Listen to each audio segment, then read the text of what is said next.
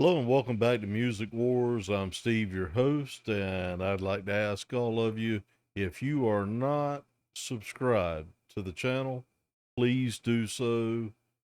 Like the videos, comment. Those things really help the channel to grow. Thank you to all of our subscribers. Hope that you're really enjoying what we're doing. I know that I get comments every day from people who enjoy the channel. So I really appreciate all of you. We're back today with part two of the John Wilkinson interview. I know that you're going to enjoy it. I know that you enjoyed the one from yesterday, and we're going to jump right into it now with no further ado. And went down and got on my bicycle and rode home. And all the way home, I thought, that kid don't have anybody to play with. Yeah. Yeah. He just doesn't have anybody to play with. When he said that, I mean, of course you were a 9-year-old kid, but did it occur to you that, that just might happen someday? No, it really didn't, Yeah. because I was a folk picker. Yeah. I thought maybe I'd wind up in a folk trio or something like the Weavers. Right. Or something like Right, that. I right. didn't think I'd ever wind up playing rock and roll. Yeah, right. We'll get back, because this career piece is back together again, but I know that in between that time and when you hooked up with Elvis, that you did have a music career. And I did. You did have, you had a group, and the group's name was? The Coachman. Right. Tell us about that group. All right. This was when we were in Greenwood High School, the old building. Right. Yeah. Still standing. Yeah. 3 boys in the class above me, Hadley Whitlock, Bill Johnson, and Tom O'Brien, had formed a trio together, and they were copying the Kingston Trio, and they let me come and listen to them rehearse, and I brought a guitar one day and was playing along with them and singing. They decided to add me to the group. So they didn't really have a name at that time. I said, how about the Coachman? Because that was the song they'd lead off with, the Kingston Trio's song called Three Jolly Coachmen. So we changed the song to Four Jolly Coachmen. And we just had a wonderful time. We played for a lot of school assemblies. We played around town at some pizza parlors, and we played a lot of garden parties and that kind of thing. And Mr. Wilfred Adler, did you ever know Will Adler? I know the name. Okay, I do know the name. music professor at SMS. Yes, know the name. Remember the name. Sadly, he's gone now. He's a real close friend of my family's. Yeah. And he hired us to play for some of his classes. Yeah. Just to show his classes what you can do when you're young and if you're really willing to work at it. Yeah. Now, did you spend some time playing with the Kingston? You mentioned Kingston I Trio. did. You played with the trio. Yeah, Kingston Trio. I did. In fact, after I left the University of Arkansas on my own power, but they were ready to throw me out. When I got out to California, I developed a pretty good relationship with the studios out there as a studio musician. And I got calls from all kinds of people. The Chad Mitchell Trio and the Kingston Trio had seen me. And they called when one of their boys would get sick. They needed somebody to fill in. Well, then they'd call me. Yeah. And so I worked with them off and on for a period of, I guess all told, 2 or 3 years. Yeah. Did you do a lot of songwriting with the Coachman and/or with the trio? No, I'm not a writer. I'm a good interpretation man, but I'm not a writer. You don't do that, yeah. Actually, No, yeah. I wish I could. Yeah, that's quite an art. Well, yeah, it's a wonderful thing, and it's quite lucrative. Yeah. Yes, it is. Yeah, it is. But I'm not a writer. So, how long then total did you play with the Coachman and/or the trio? About. I'm trying to get us up to where we shift into moving into Elvis's band. So how many years were you on doing that piece of work? Well, when I played with the trio and the Chad Mitchell Trio, where I was just the sideman, guitar and banjo for them, the last gig I did with the Kingston Trio was in 1975, September of 1975.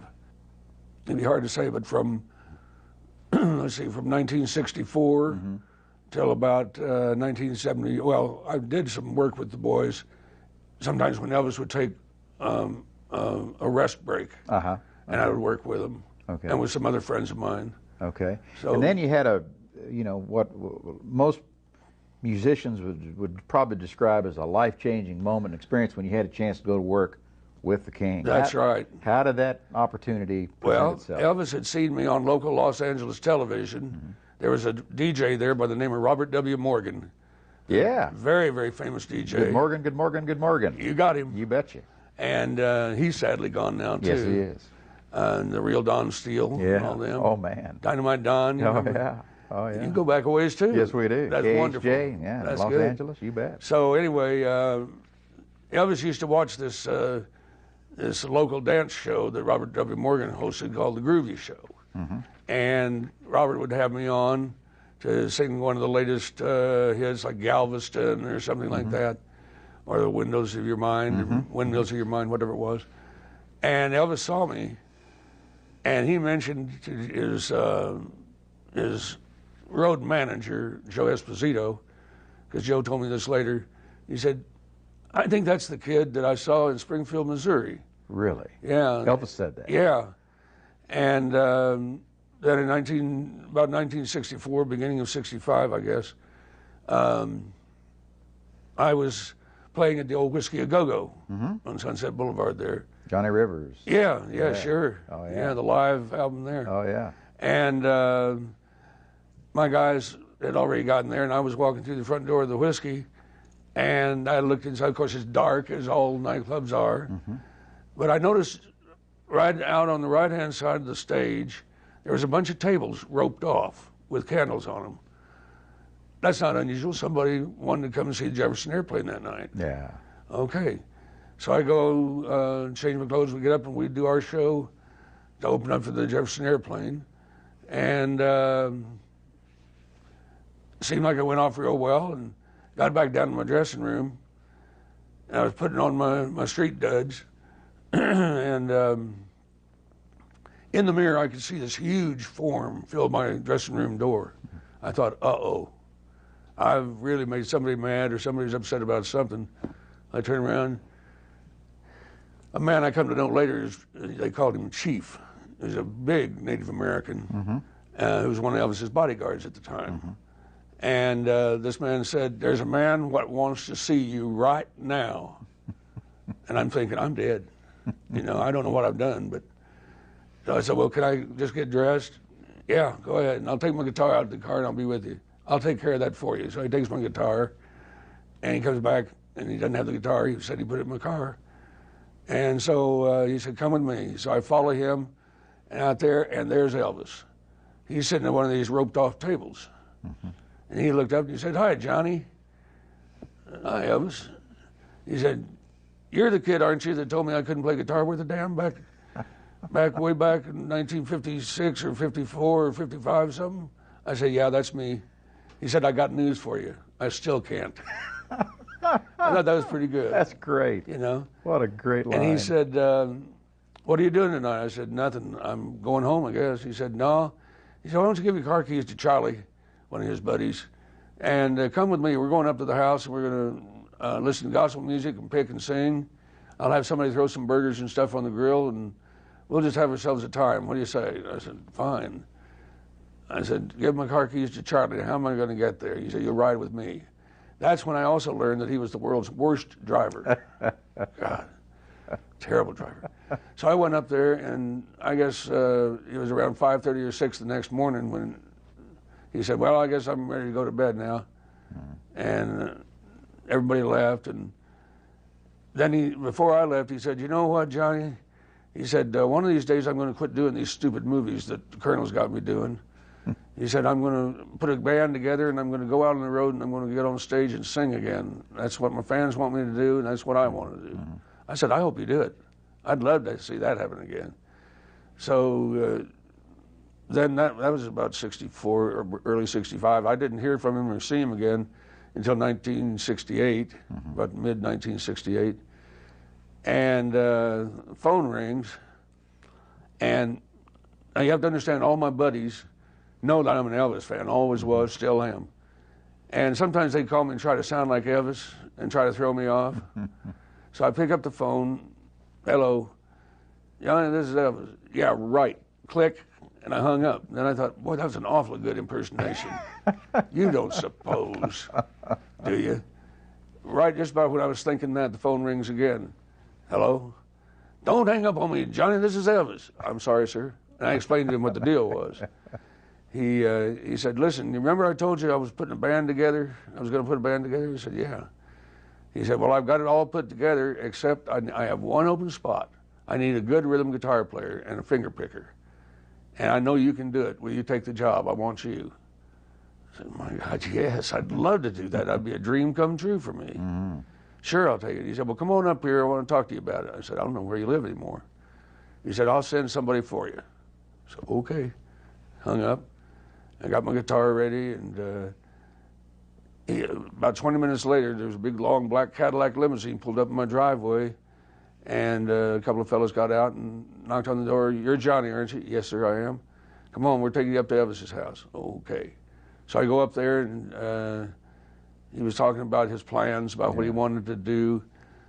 And he said, and I'll tell you what, Johnny, he said, I'll pay you X amount of dollars, and all I ask is that you be on time, that you be loyal, and that you do your job the very best way you know how. Mm-hmm. Can you do that? I said, absolutely.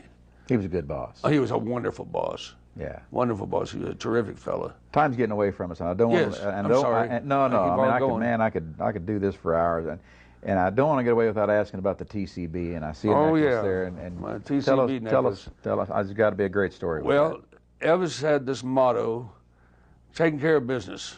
And when he did something, he wanted it done immediately, mm-hmm.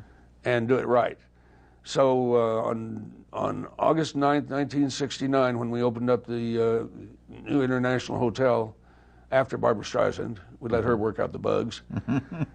She didn't like that very much, but too bad, Babs. Mm-hmm. Anyway, he had given these other fellows a TCB necklace, and he took one out of a really nice jewelry case and put it on my neck. He said, you see this, Johnny? I said, yeah. He said, that's TCB is for taking care of business, and the lightning bolt means in a flash. That's how I like to do things. Mm-hmm. I said, you got it. Mm-hmm. He said, can you live with that? I said, yes, sir. Mm-hmm. I surely can. Mm-hmm. One of the last performances I think that Elvis had before he passed away was here in Springfield. Yes. Did you play that show? Yes, I was there. I was on everything he did from 1968 through the time of that horrible day, August 16th, 1977. Yeah. All the recordings, all the stage shows. Yeah. Just real quickly, what's your favorite way to think of Elvis that's special to you? Well, besides my own late father, he was probably the most compassionate, generous, loving human being I've ever met. Mm-hmm. He genuinely cared for his fans. He really cared about what he was doing, and he wanted to see people happy. Yeah. He was a genuinely good man, and I would tell you and our viewers and anybody else who might be listening, this was a decent, very decent, good man. Yeah. He had his problems like anybody else, and the reason for that is he was what? Human. Human being. Yeah. But unfortunately, the spotlight was always on him, so, anytime something went wrong, Now, in the very little time we have remaining, you're still performing, aren't you? I mean, don't you appear with a reunion tour band? Yes, I get invited about 3 or 4 times a year over to Europe to perform and talk to the fans in Europe at their Elvis Presley conventions.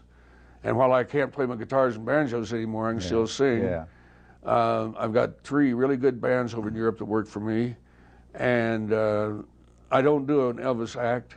I take the songs that you probably wouldn't even remember hearing, B-sides. I do a lot of the ballads. And the fans look at me as one of their last living contacts between them and their dead idol. I was just going to say that. And some of those meetings, when they've got the other members of the TCB band there, I get to have them play behind me. Yeah, that's neat. So we're still all friends. That's great.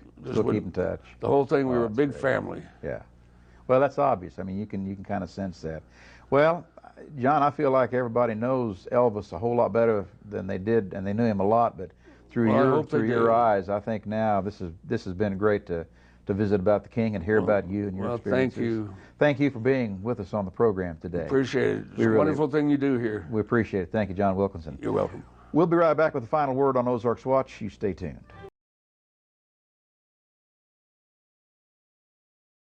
There you have it. Interview with John Wilkinson. We lost him, I believe, back in 2013. Great interview, in my opinion. He very, very funny guy. He's a character. Um, and gives you a little more insight from somebody else that you haven't seen 100 times talk about Elvis. I hope that you enjoyed this second part today. Let me know if you did. We'll be back tomorrow with something else good for everybody who watches the channel. Until then, God bless you all, and so long from Music Wars.